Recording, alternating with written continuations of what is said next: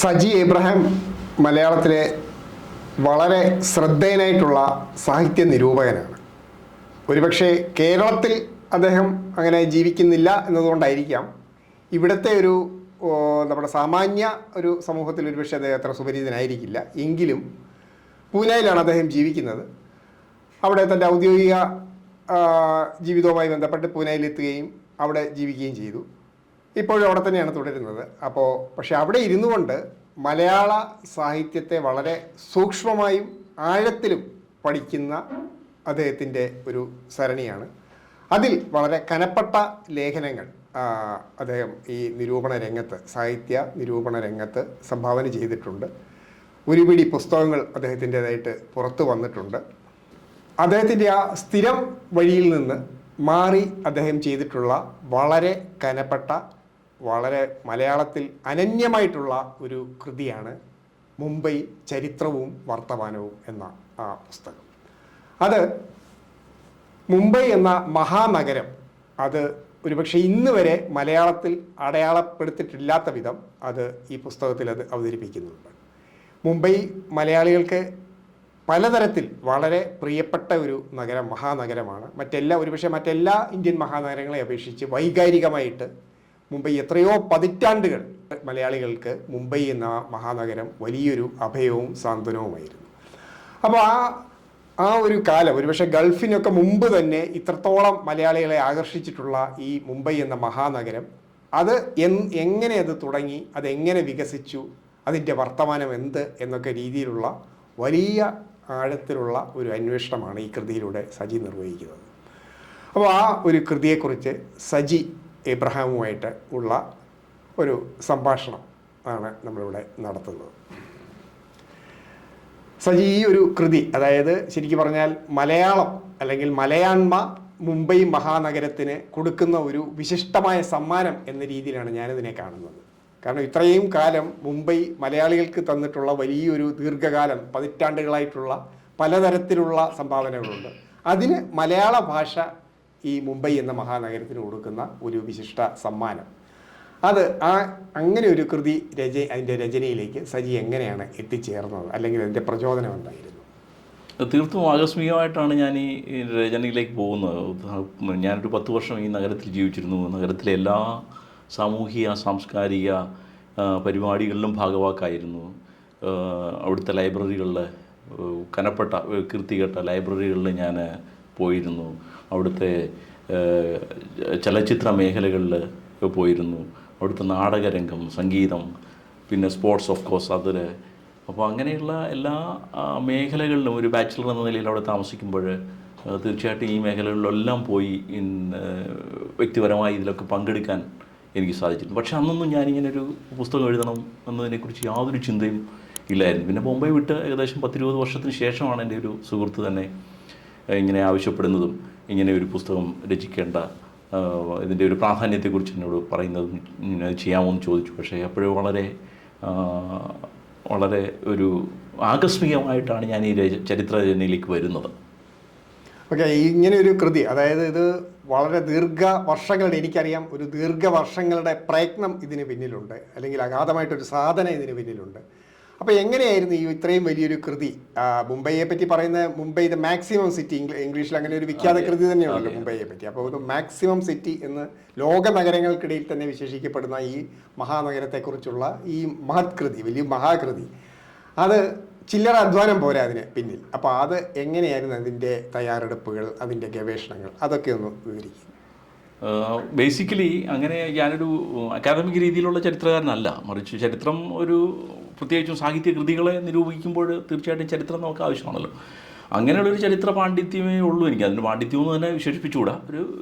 ഒരു പെരിഫറലായിട്ടുള്ളൊരു ചരിത്ര ജ്ഞാനം മാത്രമേ നമുക്കുള്ളൂ. അത് സാഹിത്യ കൃതികളുമായിട്ട് ബന്ധപ്പെട്ടാണ്. ചില കൃതികൾ മനസ്സിലാക്കാനും അതിനെക്കുറിച്ച് കൂടുതൽ ആസ്വദിക്കാനും ഉള്ള അവസരങ്ങളിലൊക്കെ ചരിത്രത്തെ വായിക്കുക, മനസ്സിലാക്കുക, നോവലിനെ അല്ലെങ്കിൽ സാഹിത്യ കൃതികളെ ആസ്വദിക്കുന്നതിന് വേണ്ടിയിട്ട് ചരിത്രം വായിക്കുക, അങ്ങനെ ഒരു രീതിയിലുള്ള നമ്മൾ ചരിത്രത്തിനെ കുറിച്ചുള്ള നമ്മുടെ ഒരു ബേസിക് നോളജ് എന്ന് പറയുന്നു.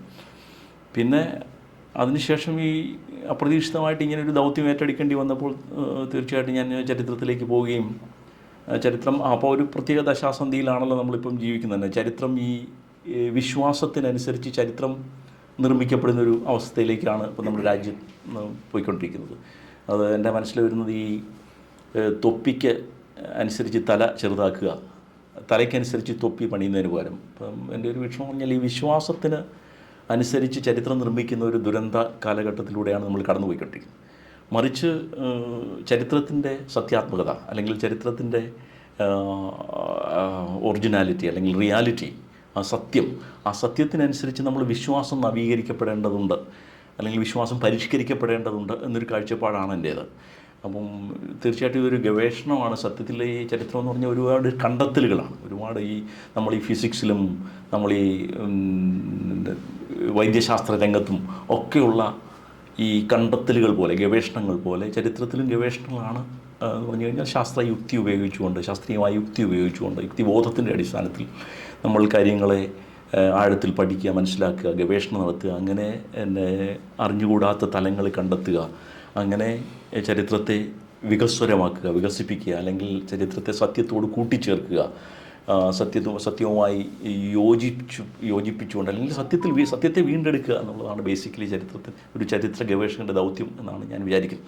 അപ്പോൾ അങ്ങനെയുള്ളൊരു രീതിയിലുള്ള ചരിത്രരചന വളരെ അത്യാവശ്യമാണെന്ന് തോന്നുന്നു. പ്രത്യേകിച്ച് ബോംബെയുടെയൊക്കെ ഒരു പശ്ചാത്തലത്തിൽ വളരെ വക്രീകരിക്കപ്പെട്ടു പോകുന്ന ഈ ഒരു കാലഘട്ടത്തിൽ, ചരിത്രത്തെ വക്രീകരിക്കുന്ന ഒരു കാലഘട്ടത്തിൽ അതിൻ്റെ സത്യത്തോട് ചേർത്ത് നിൽക്കുക, സത്യത്തോട് കൂട്ടി യോജിപ്പിക്കുക എന്നുള്ളൊരു ലക്ഷ്യം അടിസ്ഥാനപരമായി വേണ്ടതുണ്ട്. അപ്പോൾ അതിൻ്റെ ഒരു ചിന്തയിലാണ് ഇങ്ങനെയൊരു രചനയ്ക്ക് മുന്നോട്ട് വന്നത്. അതിനനുസരിച്ചുള്ള കാര്യങ്ങൾ, പിന്നെ ബേസിക്കലി ഞാനവിടെ നേരത്തെ പറഞ്ഞ പോലെ ജീവിച്ചതുകൊണ്ട് അതിൻ്റെ നഗരത്തിന് സ്പന്ദനങ്ങൾ മനസ്സിലാക്കാൻ സാധിച്ചു. പിന്നെ സാഹിത്യമായിട്ടൊരു ബന്ധമുണ്ടായതുകൊണ്ട് ആ ഒരു രീതിയിൽ എനിക്ക് നഗരത്തെ സമീപിക്കാൻ പറ്റി. അപ്പം അങ്ങനെ നഗരം ഇങ്ങനെ ഉള്ളിലിങ്ങനെ എന്നെ തിളച്ച് നിൽക്കുകയാണ്. അതൊരു വലിയൊരു അനുഭവമായിട്ടും, അനുഭവങ്ങളുടെ വലിയ ലോകമാണിത്.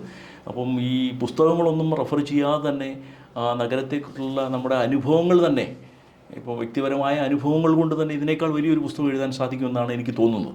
അത്രമാത്രം അനുഭവങ്ങളുടെ ഒരു മഹാഖനിയാണ് ഈ മഹാനഗരം എന്ന് പറയാം.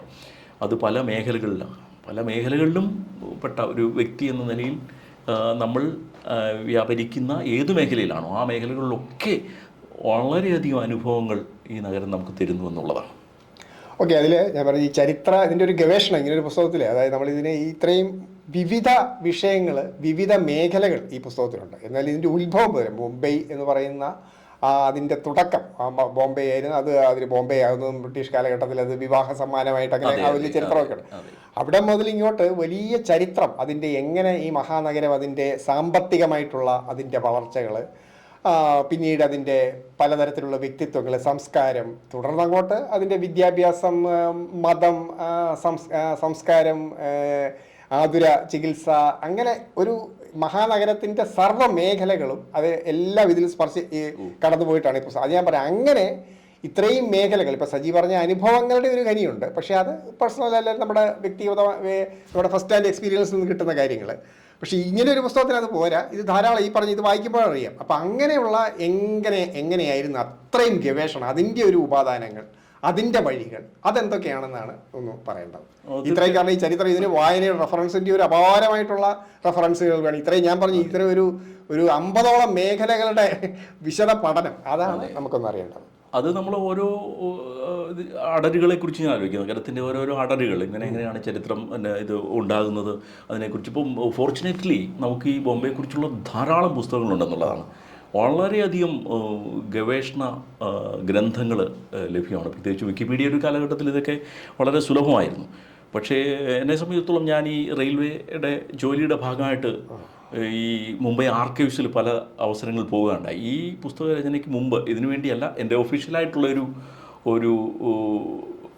ജോലിയുടെ ഭാഗമായിട്ട് എനിക്ക് മുംബൈ ആർക്കൈവ്സിൽ പോകേണ്ടി വന്നു. ഞാൻ ഈ റെയിൽവേ ജോലി ചെയ്യുമ്പോഴേ ഈ ലാൻഡ് ഡിപ്പാർട്ട്മെൻറ്റിൽ ഞാൻ കുറച്ച് നാൾ ജോലി ചെയ്യേണ്ടായി. അപ്പോൾ ലാൻഡ് ഡിപ്പാർട്ട്മെൻറ്റ് എന്ന് പറഞ്ഞു കഴിഞ്ഞാൽ ഈ പൂനെയിൽ നിന്ന് മീറജിലേക്കുള്ളൊരു റെയിൽവേ പാത, ആ റെയിൽവേ പാത 1971 തന്നെ ബ്രോഡ് ഗേജായി.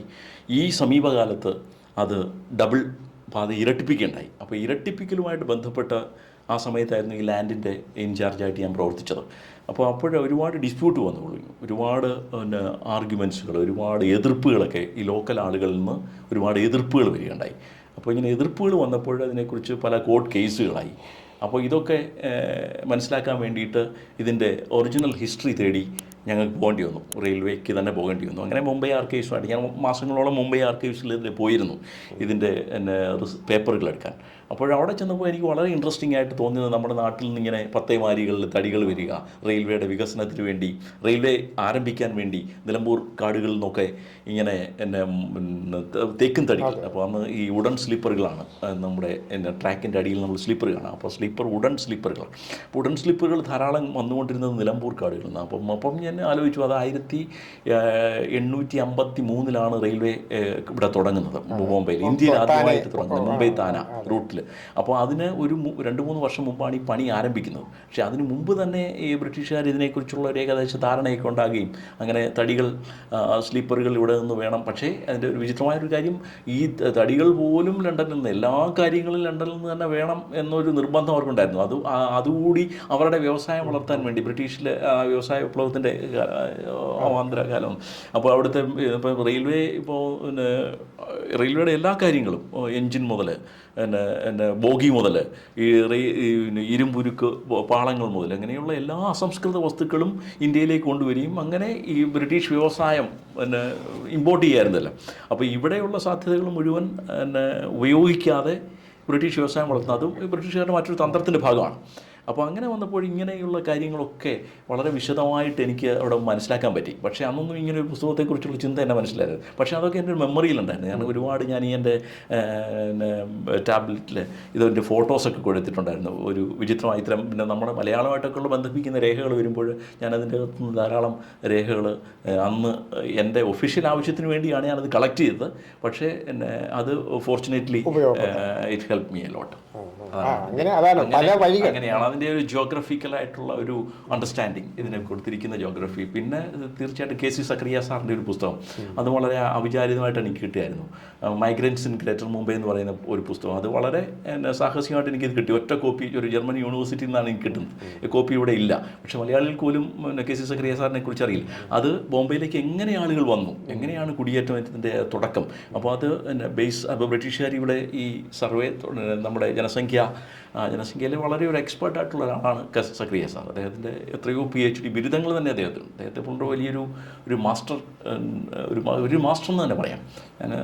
അദ്ദേഹത്തിൻ്റെ ആ പുസ്തകം എനിക്ക് കിട്ടി. അത് വളരെ എനിക്ക് ഹെൽപ്ഫുള്ളായിരുന്നു. എങ്ങനെ ഏതെല്ലാം ഭാഗത്തു നിന്ന് ആളുകൾ ബോംബെയിലേക്ക് കുടിയേറി, വളരെ സവിസ്തരമായി, വളരെ ഗംഭീരമായിട്ടുള്ളൊരു വർക്കാണത്. ആ പുസ്തകം എനിക്ക് കിട്ടി തന്നെ ഈ രചനയിൽ വളരെയധികം സഹായിച്ചു എന്നുള്ളത്. മൈഗ്രൻസ് ഇൻ ഗ്രേറ്റർ മുംബൈ ഒരു പ്രിൻറ്റും അവൈലബിൾ അല്ല. പക്ഷേ കുടിയേറ്റത്തിൻ്റെ ചരിത്രം മനസ്സിലായി. അതിനുശേഷമാണ് സഞ്ജയ് തുമ്പയൊക്കെ ഞാൻ റെഫർ ചെയ്യുന്നത്. അതൊക്കെ ഇതിൻ്റെ മുമ്പിൽ വളരെ